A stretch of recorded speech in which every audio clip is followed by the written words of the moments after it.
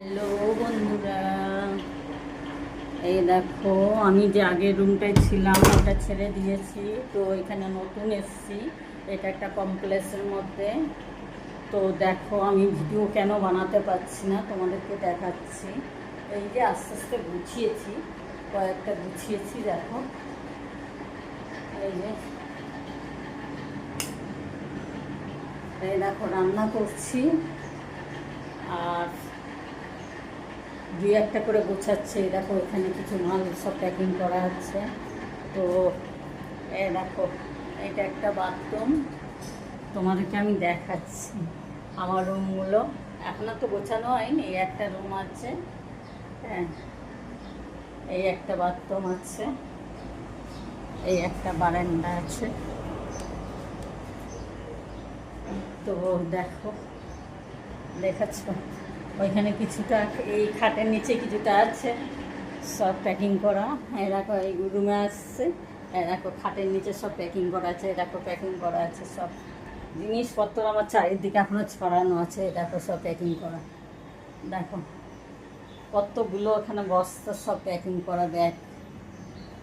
দেখো একটা বারান্দা আছে, দেখো বারান্দার মধ্যে সব প্যাকিং করা এখনো, দেখাচ্ছি। তো এবার বোঝো কেন আমি ভিডিও ছাড়তে পারছি না, আমার অ্যাক্টিভ বন্ধুগুলোকে আমি দেখাতে পারছি না।